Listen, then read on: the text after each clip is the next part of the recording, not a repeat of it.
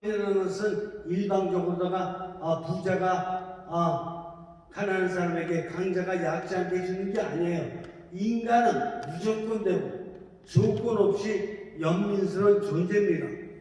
제가 신학교에 있을 적에, 제가 신학교에서 교수생활 할 적에 학생들 아주 덩치도 이렇게 한 190에 체중도 한 82kg 나가는 대단히 아주 쟁쟁한 이 학생을 딱 놓고 나서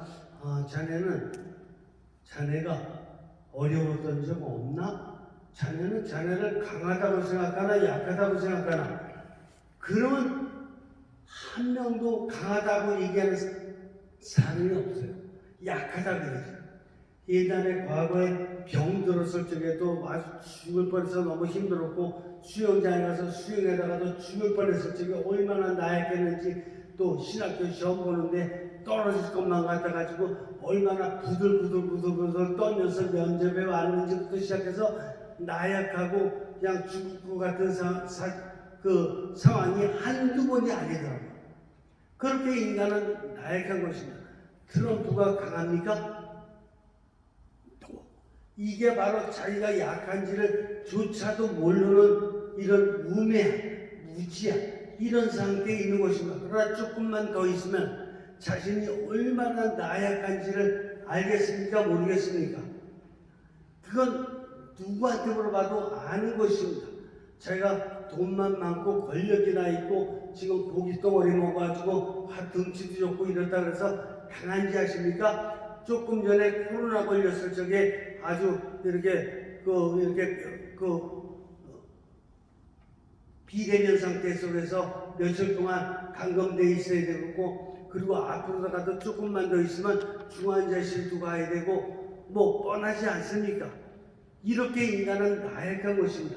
그렇기 때문에 상호 연민해야 되고, 그리고 인간관계는 외경이라는 게 뭐냐? 우리는 보통 존경까지만 쓰죠. 존경이라는 건 뭐냐면은 이렇게 육신적이고 정신적인 차원에서 상대를 이렇게 존경하는 게, 위하는 게 존경입니다. 여기서 외경이라고 썼던 것은 영적인 차원의 용어를 써야 된다. 인간은 영적인 차원의 용어를 쓸 줄 알아야 된다. 지금 왼쪽에 나오는 도표의 용어는 모두가 다 영적인 차원의 용어를 갖다 쓰고 있는 것입니다. 그러니까 인간관계도 영적인 차원에서는 외경이라고 써야지만이 존경을 뛰어넘는 인간관계임을 자꾸 깨달을 수 있습니다. 그리고 3이란 아주 지난주 강의 끝나고 제가 가려고 할 적에 한 분이 3일함에 대해서 이렇게 살짝 여쭤보셨는데 대단히 중요한, 그분은 벌써 1, 2, 3, 4권을 다 읽으신 것 같아요. 4권에 나오는 게 3일함이거든요. 대단히 훌륭한 분이라고나 제가 느꼈는데, 3일함이 뭐냐? 한마디로 제가 표현을 해드리면, 왼쪽에 도표에는 전체 있잖아요. 나와, 그리고 중심에는 하느님, 그 다음에 오른쪽에 인간, 아래 상황, 북쪽에 세계. 그러니까 대우주입니다. 대우주가 이 소우주의 내 안에 들어올 수 있습니까? 없습니까? 있는 것이에요. 직접 이게 눈으로 보면서도 들어올 수 있는 거지만 인간에게 상상할 수 있는 능력이 있어요. 이런 상상을 통해서 TV로 봤던 어디로 봤던 어떤 책으로 봤던 상상을 통해서 이 대우주가 내 안에 들어올 수 있는 것입니다. 인간만이 그런 능력이 있어요. 개구리는 절대로 안 됩니다. 강아지 데리고 아무리 미국 갔다 와도 미국 갔다 온 걸 강아지 안에는 안 들어가 있어요. 인간 안에 들어와 있어요. 이렇게 대우주를 담을 수 있는 인간의 선형성의 능력이란 대단한 것입니다. 그렇기 때문에 3이라는 게 뭐냐? 인간이란 그렇게 대단하기 때문에 나 자신을 놓고 보면 나 자신은 내가 알 수도 없을 만큼 비밀스러운 존재입니다. 신비스러운 존재다, 이런 뜻입니다. 하느님이 나를 만드셨는데 하느님이 만드신 내 능력이 이 전 세계를 담을 수 있어요. 달도 담고 해도 담고 이렇게 미국도 담고 영국도 담고 파푸아뉴기니아도 담고 바닷속도 담고, 이게 신비스러운 존재입니다. 내가 어떤 능력도 다 달나라도 또 달나라를 갖다 넘어서 어디까지나 청왕성, 명왕성 뭐 다 이렇게 지금 담고 있지 않습니까? 인간이. 바로 이런 것들이 나예요. 나의 능력을 조금 비우는 사람은 조금만 비고 마는 거지만 많이 비는 사람은 대우주 전체를 담아내가면서 인생을 살아가는 이렇게 이런 나, 산이란 나, 신비스러운 나, 이게 바로 나의 비밀인 것입니다. 그러니 나를 표현할 적에 나의 비밀스러운 나 아니면 신비스러운 나라고 밖에는 표현할 길이 없기 때문에 삼이란이라고 용어를 받은 것입니다. 이해가 되십니까? 네. 안 되셔도 민심은행 계시니까 이번 당은 아주 제가 아주 그냥 자신 있습니다. 제가 어느 정도만 해도 민심은행이 15년 이상을 저랑 연구 모임을 해가면서 지금 계속해서 지금 한 40여 권을 냈지만 원하도 40권을 더 내야 된다. 지금 40권 낸 거 가지고는 이 전문 분야의 그것을 갖다 속속들이 펼쳐내기에는 아직은 안 돼요. 아직은 그래도 큰 이런 아웃라인부터 건물을 일쪽에도 마찬가지지 않습니까? 다 볼을 설정해놓고 아웃라인부터 다 져놓고 나서 그 다음에 세부적으로다가 벽돌 하나하나 이거 하고 이렇게 지붕도 하나하나 그 다음에 속 내부 인테리어까지 이렇게 가는 거 아니겠습니까? 우리나라를 위해서나 아시아를 위해서나 저희가 지금 책임지고 연구 모임을 해오고 있는 입장이기 때문에 일단 아웃라인 선에서 크게 연구가 끝났지만 이제 세밀하게 해나가는 거. 그래서 앞으로다가 40권 다 모자랄 겁니다. 그걸 갖다 꼭 해서 우리 후손들만큼은 이렇게 힘들게 살지 않고 오른쪽 도표와 같이 살지 않고 왼쪽 도표와 같이 살 수 있도록 이끌어야 되는데 어느 누구도 지금 세상에 있는 어느 학자도 철학자, 심리학자 저희들이 연구를 다 해봤지만 여기서 이 도표에 나오는 한 부분을 가지고 연구한 거에 불과합니다. 스트레스 갖고 연구했던, 컴플렉스 갖고 연구했던, 우주 갖고 연구했던, 열등감 갖고 연구했던 이런 한 분야에 대한 연구를 한 것이지 이것 전체를 볼 수 있는 안목은 웬만한 사람은 가질 수가 없습니다. 이거는 대학자이면서 대영성가여야지만이 바로 이런 도표를 제시할 수가 있는 것입니다. 공자님도 이 도표의 한 부분 갖고 얘기할 수밖에 없었어요. 노자님도 이 도표의 한 부분 갖고 얘기할 수밖에 없었던 것이에요. 이거 전체를 이렇게 얘기할 수 있는 것은 아무나 할 수 있는 것이 아닙니다. 부처님도 이 도표의 한 부분 갖고 얘기한 것밖에 없어요. 이 전체를 얘기한 거 아닙니다. 이해가 되십니까? 나중에 들여다보세요. 사서상경도 보시고 그 다음에 불경도 보시면서 이 도표하고 연결을 해보세요. 자, 그런 가운데 상호용성을 이렇게 잘 갖게 되면은 맨 밑줄에 상황은 항상 뭐로다가 생각해 봐야 되냐면 세 가지로 생각을 해봐야 됩니다. 먼저 플레이스에서 장소가 있어요. 어디 가나 있습니다. 장소는 바닷속을 가도 있고 그 다음에 저 달나라를 가도 있고 장소라는 게 있어요. 장소, 플레이스에서. 그 다음에 그 장소를 가면 뭐가 있냐? 띵스가 있어요. 사물들. 바닷속에 가도 사물이 있고 그 다음에 산에 가도 사물이 있고 달나라 가도 사물이 있고 사물이 있기 마련입니다. 사물이 있고. 그리고 그런 가운데 상황에서 뭐가 생기냐? 상황에서 이벤트, 사건이 생깁니다. 제가 지난 시간에 말씀드렸죠. 상황에서는 항상 사건이 생기는데 하나는 액시던트요, 하나는 인시던트, 하나는 사건이요, 하나는 사고다. 하나는 어쩔 수 없이 생기는 어떤 사건이 있는가 보면 인간이 잘못해서 만들어낸 사고도 엄청나게 많다.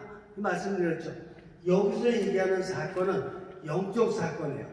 이렇게 세속적으로다가 일어나는 사건과 사고를 우리는 영적으로 다 영성적 사건으로, 형성적 사건으로, 초월적 사건으로 다 바꿔내야 하는 것이 크리스찬의 본분인 것입니다. 우리의 의무요, 우리의 권리인 것이에요. 그래서 여기에서 얘기하는 것은 세속적인 사건과 사고가 아니라 영성적인, 형성적인, 초월적인 사건을 얘기하는 것입니다. 이런 가운데 무슨 또 의미를 가질 수가 있느냐 보면은 이런 그 상황 안에서 어디 상황 하나 우리는 융화스러운 삶을 살아야 된다. 융화라는 건 뭐냐? 유연하고 그리고 서로 간에 편안한 분위기를 융화라고 합니다. 그런데 우리 어디 가나 상황이 유연하고 평화롭습니까? 안 그렇죠. 조금만 시간만 지나면 서로 간에 이기적으로다가 이권 다툼하고 있고 마음에 조금만 안 들고 거슬리고 그러면 큰 소리 나고 눈 이상하게 뜨고 이거 비일비재하지 않습니까?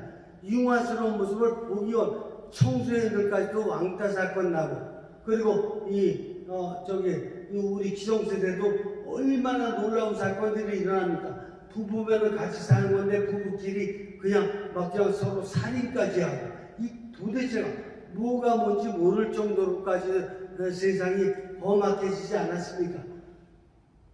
그게 매일 뉴스에서 듣는 게 그런 거 아니에요. 뉴스에서 융화스러운 걸 전달하는 때가 거의 없어요. 1년에 거의 없을 정도로다가 이렇게 반인륜적인 이런 모습을 전하고 있지 않습니까? 근데 우리가 만들어가야 될 세상은 어딜 가나 어떤 상황을 가나 융화스러운 분위기를 만들어내야 된다는 거 맞지 않습니까? 융화스러우려면은 일단 순명해야 된다. 순명이라는 건 뭐냐면 순명은 우리는 잘못 알고 있기 때문에 어떤 어른들 앞에서만 어머니에게 순명한다. 뭐 나쁜 건 아니에요. 선생님한테 순명한다. 우도어른들한테 순명한다. 이거 나쁜 건 아닌데 이거는 유교적인 거에 불과합니다. 이거는 유교에서 얘기하고 있는 어른들께 대한 예를 바치는 거에 불과해요. 우리는 그리스도는 그런 수준 아니에요. 그리스도는 그런 유교적인 수준이 아니라 삼위일체 하느님 수준이라 이겁니다. 그러면 순명이라는 건 뭐냐? 순명이란 하느님께 연결되는 용어예요. 세상에 어떤 사건이 생겼든지 간에 하느님의 뜻을 찾는 것이 순명입니다. 하느님의 뜻 앞에 그래서 A도 B도 C도 D도 다 순명해야 된다. 어떤 인간에게 인간의 뜻 따르는 것 정도가 아니야.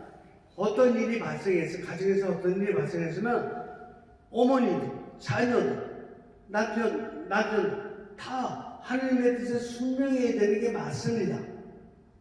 누가 뭐 이렇게 해가지고 가장이라고 해가지고 아버지의 뜻에 엄마도 순명하고 자녀도 순명하고 이거는 유교적인 건데 잘못됐습니다.